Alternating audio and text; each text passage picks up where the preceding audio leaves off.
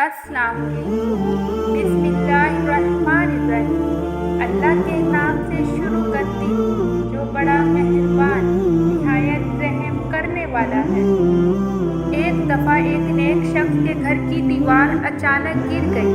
इसे बड़ी परेशानी लाहक हुई और वो इसे दोबारा बनवाने के लिए किसी मजदूर की तलाश में घर से निकला।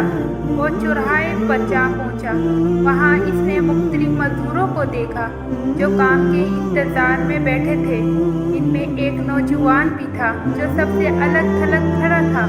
इसके एक हाथ में थैला और दूसरे हाथ में तशिया था। इस शख्स का कहना है कि मैंने इस नौजवान से पूछा, क्या तुम मजदूरी करोगे? नौजवान ने जवाब दिया, हाँ। मैंने कहा, गारे का काम करना होगा। नौजवान कहने लगा, ठीक है, लेकिन मेरी 3 शर्तें हैं। अगर तुम्हें मंजूर हो तो मैं काम करने के लिए तैयार हूँ। पहली शर्त ये है कि तुम मेरी मजदूरी पूरी अदा करोगे। दूसरी शर्त ये है कि मुझसे मेरी ताकत और सेहत के मुताबिक काम लोगे। और तीसरी शर्त ये है कि नमाज के वक्त मुझे नमाज अदा करने से नहीं रोकोगे। मैंने ये 3 शर्तें कबूल कर ली और इसे साथ लेकर घर आ गया, जहाँ मैंने इसे काम बताया और किसी दूसरी काम से बाहर चला गया। जब मैं शाम के वक्त वापस आया तो देखा कि इसने आम मजदूरों से दुगना काम किया था। मैंने बखुशी इसकी अजरत अदा की और वो चला गया। दूसरे दिन मैं इस नौजवान की तलाश में दोबारा इस चौराहे पर गया, लेकिन वो मुझे नज़र नहीं आया। मैंने दूसरे मजदूरों से इसके बारे में दरियाफ्त किया तो उन्होंने बताया कि वो हफ्ते में सिर्फ 1 दिन मजदूरी करता है।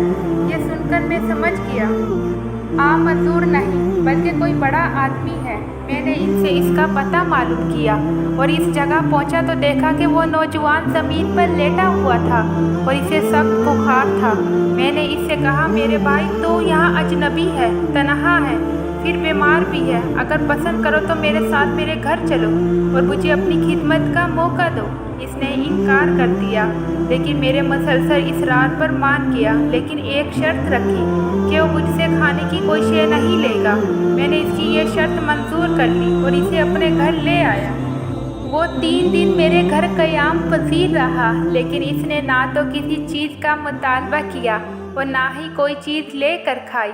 चौथे रोज़ इसके बुखार में शिद्दत आ गई तो इसने मुझे अपने पास बुलाया और कहने लगा, मेरे भाई, लगता है कि अब मेरा आखिरी वक्त करीब आ गया है।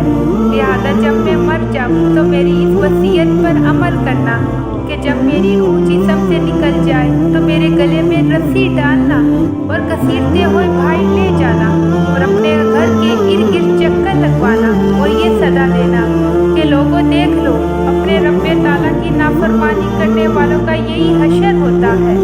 शायद इसी तरह मेरा रब मुझे माफ़ कर दे।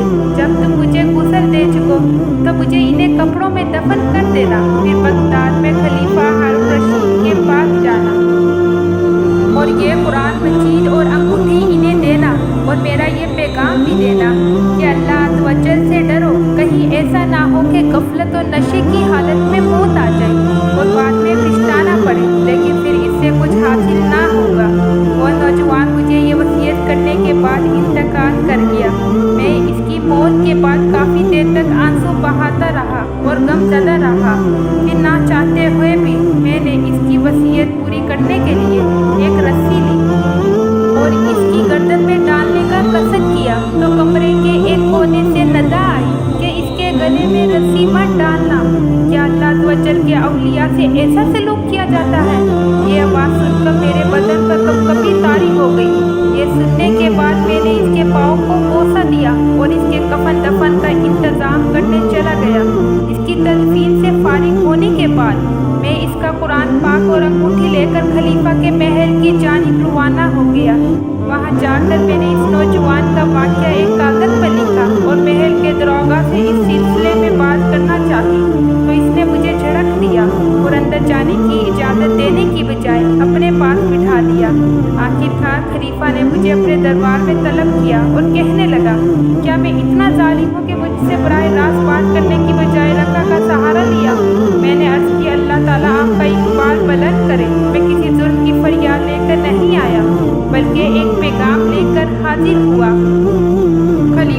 اس پیغام کے بارے میں دریافت کیا تو میں نے وہ قرآن مجید اور انگوٹھی نکال کر اس کے سامنے رکھ دی۔ خلیفہ نے ان چیزوں کو دیکھتے ہی کہا، یہ چیزیں تجھے کس نے دی ہے؟ میں نے عرض کی، ایک گارا بنانے والے مزدور نے۔ خلیفہ نے ان الفاظ کو 3 بار دہرایا اور رو پڑا۔ کافی دیر رونے کے بعد اس سے پوچھا، وہ گارا بنانے والا اب کہاں ہے؟ میں نے جواب دیا، وہ مزدور فوت ہو چکا ہے۔ یہ سن کر خلیفہ بے ہوش ہو کر گر گیا اور عصر تک بے ہوش رہا۔ میں اس دوران حیران اور پریشان وہیں موجود رہا۔ پھر جب خلیفہ کو کچھ افاقہ ہوا تب اس سے دریافت کیا، اس کی وفات کے وقت تم اس کے پاس تھے؟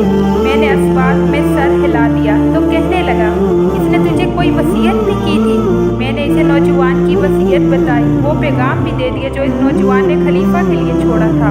جب خلیفہ نے یہ ساری باتیں سنی تو مزید غمگین ہو گیا اور اپنے سر سے عمامہ اتار دیا، اپنے کپڑے چاک کر ڈالے اور کہنے لگا، اے مجھے نصیحت کرنے والے، اے میرے زاہد بادشاہ، اے میرے شفیق۔ اسی طرح کے بہت سے القابات خلیفہ نے اس مرنے والے نوجوان کو دیے اور مسلسل آنسو بھی بہاتا رہا۔